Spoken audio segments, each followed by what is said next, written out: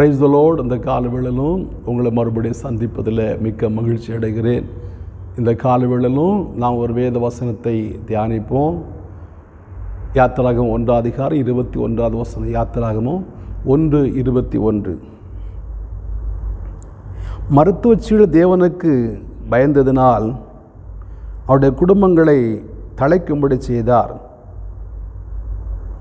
பிரியமானவர்களே, இந்த வசனத்தை வாசிக்கிறோம். மருத்துவச்சிகள் தேவனுக்கு பயந்ததுனால அவருடைய குடும்பங்களை ஆண்டவர் தழைக்க பண்ணாராம். இந்த வசனத்து முன்பகுதியை நான் வாசிப்போமானா, முந்தின வசனங்களில் சொல்லப்படுகிறது, இஸ்ரவேல் ஜனங்களை பார்வோன் ஒடுக்கும்படியாக உபாய தந்திரங்களை பண்ணினா. அவன் பண்ணதான அநேக உபாய தந்திரங்களில் ஒரு தந்திரம் பிறக்கிறதான எல்லா ஆண் குழந்தைகளையும் கொன்று போட வேண்டும், பெண் பிள்ளைகள் உயிரோடு இருக்கட்டும் என்று சொல்லி அநேக உபாய தந்திரங்களை பண்ணினா. அதில் ஒரு உபாய தந்திரம் மருத்துவச்சில் பார்த்து சொல்கிறான், எபிரேய ஸ்திரீகள் பெற்றெடுக்கிற பிள்ளைகள் ஆண் பிள்ளைகளாக இருந்தால் கொன்று போடுங்கள், பெண் பிள்ளைகளாக இருந்தால் உயிரோடு இருக்கட்டும். ஆண் பிள்ளைகளை அழித்து விட்டால் இந்த சந்ததி அதோடு அழிந்து விடும், பெண் பிள்ளைகள் நமக்கு அடிமைப்படுத்தலாம், அந்த எபிரேய சந்ததி வளராது, விருத்தி அடையாது, பெருகாது என்கிறது அந்த பார்வோனுடைய ஒரு உள்ளத்தின் எண்ணம். ஆனால் அவர் அந்த பார்வோன் எவ்வளவாய் அவர்களை ஒடுக்கினானோ அவ்வளவாய் ஜனங்கள் பெருகினார்கள் என்று வேதத்தினோட வாசிக்கிறோம். அதுக்கு காரணமாக இருந்தவர்கள் இந்த மருத்துவச்சிகள். அவர்கள் தேவனுக்கு பயந்தபடினாலே அந்த பிள்ளைகளை பார்வோனுடைய சட்டத்தை மீறி அந்த பிள்ளைகளை பாதுகாத்தார்கள். பார்வோன் சொன்னது ஆண் பிள்ளைகளை கொன்று போட வேண்டும். அவளை தேவனுக்கு பயந்ததுனால ஆண் பிள்ளைகளையும் உயிரோடு வைத்தார்கள். ஆகினால் அந்த ஜனங்கள் பெருகி கொண்டிருக்கிறார்கள். பார்வோன் கேட்குறான், ஆண் பிள்ளைகளை கொன்று போடும்படி அவங்களுக்கு சொன்னேனே, நீ ஏன் அவர்களை உயிரோடு வைக்கிறீர்கள்? மருத்துவ சொல்லுகிறார்கள், எகிப்திய ஸ்திரீகளை பார்க்கலும் எபிரேய ஸ்திரீகள் பலசாலிகள் ஆகினாலே நாங்கள் போக முன்னாடி அவர்களை குழந்தைகளை பெற்று விடுகிறார்கள், அவளை கொல்ல முடியலை. அப்படியே பார்வனத்தில் ஏதோ ஒரு சாக்கு போக்கு சொன்னார்கள். பிரியமானவர்களே, இவருடைய உள்ளத்தில் இருந்ததான அந்த தேவ பயத்தை ஆண்டவர் கண்டு உடைய குடும்பங்களை தழைக்கும்படி செய்தார். உடைய குடும்பங்களை ஆஸ்வதிக்கும்படி ஆண்டவர் அனுக்கிரகம் செய்தார். உடைய குடும்பங்கள் ஆஸ்வதம் உண்டானது. தழைத்ததுன்னு சொன்னால் அந்த குடும்பம் செழித்தது. அந்த குடும்பத்தில் நான் யோபுல வாசிக்கும் போது, உங்களுடைய கூடாரத்தை விசாரிக்கும் போது குறைவை காண மாட்டீர். இன்று அநேக குடும்பங்களில் குறைவு காணப்படுகிறது. அநேக குடும்பங்கள் தழைக்கவில்லை. என்ன குறைவு காணப்படுகிறது? சமாதான குறைவு காணப்படுகிறது, அன்பு குறைவு காணப்படுகிறது, ஐக்கிய குறைவு காணப்படுகிறது, ஒருவரோடு உள்ளதான அந்த நல்ல உறவு குறைவாய் காணப்படுகிறது, பொருளாதார குறைவு காணப்படுகிறது, வியாதியோடு காணப்படுகிற சுகம் இல்லை, சமாதானம் இல்லை, சண்டையும் எரிச்சலும் பொறாமையும் கோபமும் மூர்க்கமும் உள்ளவர்களாகவே இருக்கிறார்கள். ஒரு வீட்டில் 4 பேர் இருந்தால் 4 பேர் ஒரு மனதோடு இல்லை.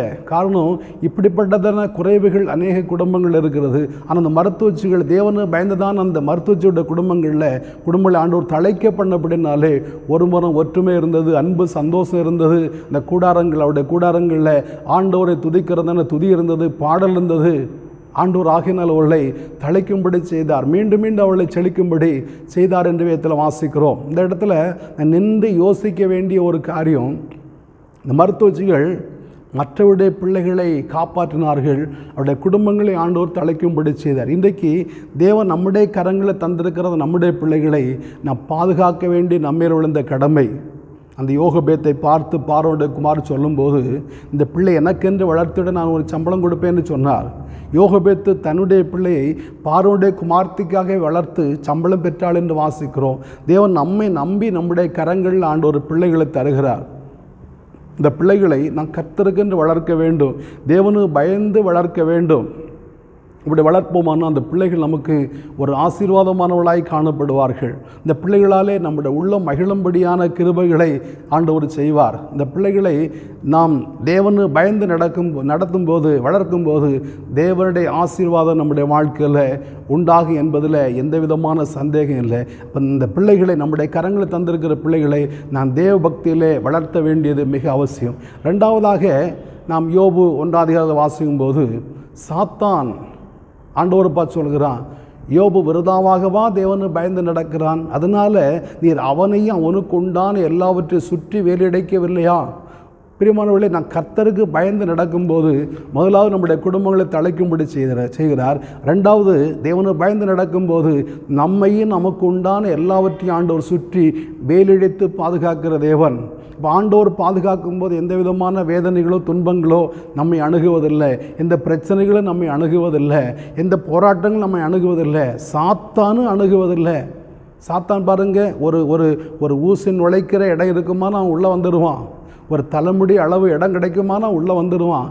ஆனால் இந்த சாத்தான் கூட யோபுக்கு உண்டான ஒன்றையுமே தொடுவதற்கு ஆண்டவர் அனுமதி கொடுக்காம அவனையும் அவனுக்கு உண்டான எல்லாவற்றையும் சுற்றி வேறிடத்து பாதுகாத்தார். அதுக்கு சாத்தான் சொல்லக்கூடிய காரணம், அவன் தேவனுக்கு பயந்து நடக்கிறான், அவன் தேவனுக்கு பயந்து நடக்கிறபடினாலே நீர் அவனையும் அவனுக்கு உண்டான எல்லாவற்றையும் வேறிடத்து காக்கிறீர். இன்றைக்கு ஆண்டுடைய பாதுகாவல், ஆண்டுடைய வேலி அநேக நேரங்களில் நமக்கு இல்லை. நம்முடைய பிரயாணங்களில் ஆண்டுடைய பாதுகாவல் இல்லை, நம்முடைய வீட்டுக்கு ஆண்டுடைய பாதுகாவல் இல்லை, நமக்கு உண்டானவர்களுக்கு தேவனுடைய பாதுகாப்பு இல்லை, நான் போகிற வருகிற இடங்களில் ஆண்டுடைய பாதுகாவல் இல்லை, நான் வேலை செய்கிற இடங்களில் ஆண்டுடைய பாதுகாவல் இல்லை, நம்முடைய உடைமைகளுக்கு ஆண்டுடைய பாதுகாவல் இல்லை. திருடன் வருகிறான், பிசாசு வருகிறான், விபத்துகள் வருகிறது, பல நெருக்கடி வருகிறது, பல பிரச்சனை வருகிறது. பாதுகாப்பற்றதான ஒரு வாழ்க்கை வாழ்ந்து கொண்டிருக்கிறோம். ஆண்டுடைய பாதுகாவல் இல்லை. ஆண்டவர் நம்மை பாதுகாப்பாரானா, இஸ்ரவேலை காக்கிற உறங்குவதும் இல்லை தூங்குவதும் இல்லைன்னு நாம் வேதத்தில் வாசிக்கிறோம். அவர் உறங்காமல் தூங்காமல் பாதுகாக்கிற தேவன். யாரை பாதுகாக்கிறார்? தமக்கு பயந்தவளை, ஆண்டவர் பயந்து நடக்கிறவளை. யோபு தேவனுக்கு பயந்து நடக்கிற தேவன் அதை சாத்தானரை சாட்சி பெற்றவன். ஆண்டவர் சாட்சி சொன்னார். ஆனாலும் சாத்தானாலே சாட்சி பெற்றதான மனிதன் இந்த யோபு மாத்திரம்தான். யோபை குறித்து மாத்திரம்தான் பிசாசு சாட்சி சொல்லுகிறான். காரணம், அவனுக்கு உண்டான ஒன்றையும் தொட அவனுக்கு நெருங்க முடியவில்லை. ஆகையினால் சொல்கிறான், நீர் அவனை அவனுக்கு உண்டான எல்லாவற்றையும் சுற்றி வேலிடித்து வைத்திருக்கிறீர். நான் நெருங்க முடியவில்லை, அவனுக்குள்ளே தொட முடியவில்லை, அவனை தொட முடியவில்லை, அவனோட பொருட்களை தொட முடியவில்லை, அவனோட உடைமைகளை தொட முடியவில்லை, அவனோட வேலைக்காரில் தொட முடியவில்லை. பாருங்க, எவ்வளோ அழகான பாதுகாவல். அப்போ தேவனுக்கு நாம் பயந்து நடக்கும்போது நம்மையும் நமக்கு உண்டான எல்லாவற்றையும் ஆண்டோர் வேலெடுத்து பாதுகாப்பார்.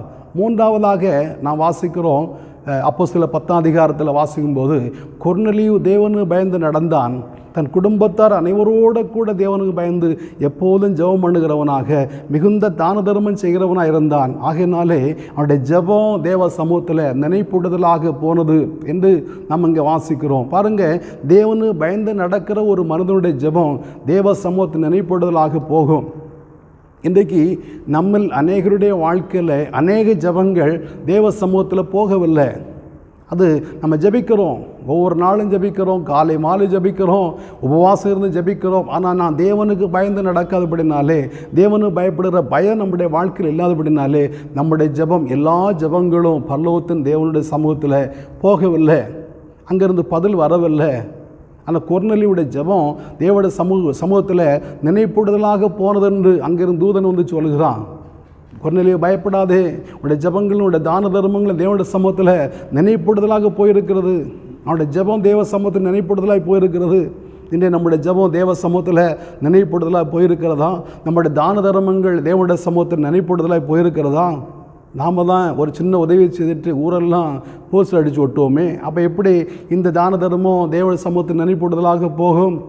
வலதுகை கொடுக்கிறதை இடதுகை அறியாதிருப்பதாக என்று இயேசு சொல்கிறார். அப்படி மறைவாக நம்ம செய்யும்போது வெளியரங்கமாக ஆண்டவர் நமக்கு பதில் தருகிற தேவன். அங்கிருந்து நமக்கு பதில் வரும், பிரதிபலன் வரும், நன்மை வரும், ஆசீர்வாதங்கள் வரும். நாம் சிறுக விதைத்தா பெருக அறுவடை பண்ணுவோம். ஆகையினாலே நான் தேவனுக்கு பயந்து நடக்கும்போது நம்முடைய ஜெபங்கள் கேட்கப்படுகிறது. இன்றைக்கி இந்த வார்த்தையை கேட்கிறவங்களுடைய வாழ்க்கையில் எத்தனையோ ஜெபங்கள் கேட்கப்படாமல் ஜெபங்கள் தடை பண்ணப்பட்டிருக்கிறது. ஜெபத்து பதில் வராதபடிக்கு சாத்தான் தடை பண்ணி வைத்திருக்கிறான். காரணம், நான் தேவனுக்கு பயப்படுகிற பயம் இல்லாதபடினாலே. தேவனுக்கு பயப்படுகிறது இல்லை, தேவனுக்கு பயந்து சில காரியங்களை செய்வதில்லை. நான் சங்கீதம் வாசிக்கும்போது, கர்த்தருக்கு பயந்து அவர் வழி நடக்கிறவன் எவனோ அவன் பாக்கியவான், உன் கைகளின் பிரயாசத்தினே சாப்பிடுவாய், உனக்கு பாக்கியம் நன்மை உண்டா இருக்கும். நம்முடைய கையின் பிரயாசத்தை நாம் சாப்பிடுகிறோமா? அல்ல மருத்துவர் சாப்பிடுகிறார்களா? அல்லது மாத்திரை கடைக்காரன் சாப்பிடுறானா? இல்லது மற்றவர்கள் சாப்பிடுகிறார்களா?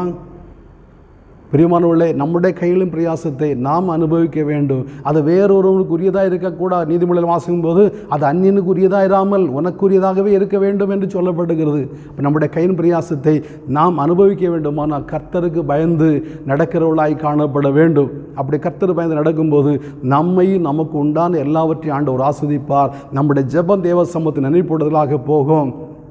நம்முடைய குடும்பங்களை ஆண்டவர் தலைக்கும்படி பண்ணுவார். ஆண்டோட சமுதிரம் ஜெபிப்போமா?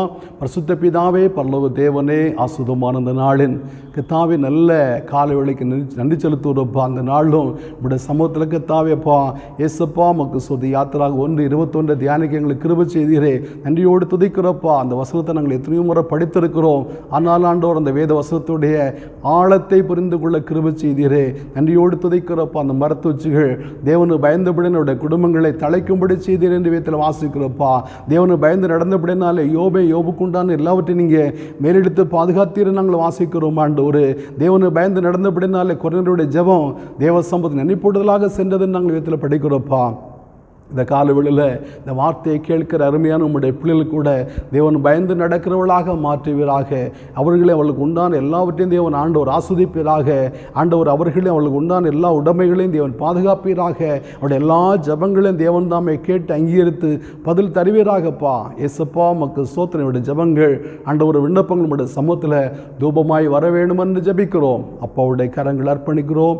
இயேசுவின் மூலம் பிதாவே, ஆமேன். ஆமேன். ஆண்டவர் நம்மை ஆஸ்வதிப்பாராக.